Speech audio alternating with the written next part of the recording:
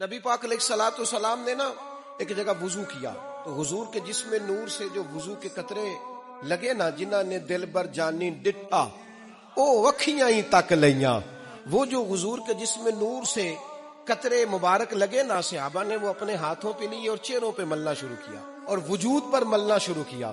اللہ کے محبوب علیہ السلام غور سے محبت کا یہ جذبہ دیکھ رہے ہیں. حضور فرمانے لگے کس چیز نے تمہیں مجبور کیا یہ کرنے پر؟ عرض کی یا رسول اللہ صلی اللہ تعالی علیہ وسلم، آپ کی محبت نے. حضور محبت نے یہ جذبہ ہمارا بنا دیا ہے. اب حضور نے اپنی محبت کا ایک مطالبہ کیا، محبت رسول نے ایک مطالبہ کیا جو نبی پاک نے محبت کرنے والوں کے سامنے رکھا. اور آج آپ اتنی بڑی تعداد میں آئے ہیں، میلاد کا دن ہے، یہ جو اپنے محبت کرنے والوں سے نبی پاک نے مطالبہ کیا، یہ ہم نے ضرور پورا کرنا ہے انشاءاللہ تعالی. پوری کوشش کرنی ہے یہ مطالبہ پورا کریں. نبی پاک علیہ الصلوۃ والسلام نے ان کو جب اپنے وضو کا پانی بطور تبرک جسم مبارک سے مس ہوا پانی اپنے جسموں پر ملتے دیکھا تو حضور نے فرمایا اگر کوئی چاہتا ہے کہ وہ اللہ رسول سے محبت کرے یا یہ چاہتا ہے کہ رب و رسول اس سے محبت کریں تو پھر وہ جب بات کرے تو سچ بولے. یہ ان صحابہ کو دیکھ کر حضور نے بیان کیا. گویا محبت رسول والا جھوٹ نہیں بولتا.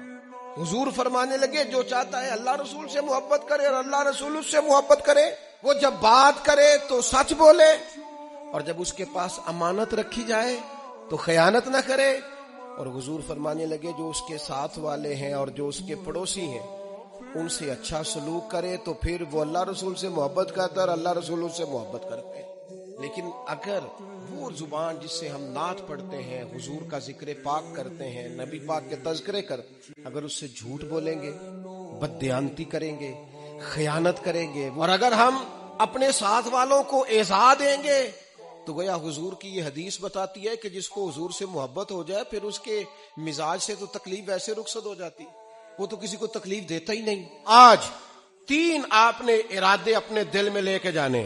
نبی پاک علیہ الصلوۃ والسلام نے فرمایا جو چاہتا ہے اللہ رسول سے محبت کرے، اللہ رسول اس سے محبت کرے، وہ جب بات کرے تو، جب امانت رکھی جائے تو خیانت نہ کرے اور اپنے ساتھ والوں کو کوئی تکلیف. آج ارادہ کر نہ لیں زبان سے جھوٹ، کیونکہ سچے نبی کے ماننے والے. بددیانتی نہیں کرنی کیونکہ امانت دار نبی کے غلام ہے. کسی کو تکلیف نہیں دینی اس لیے کہ رحمت للعالمین نبی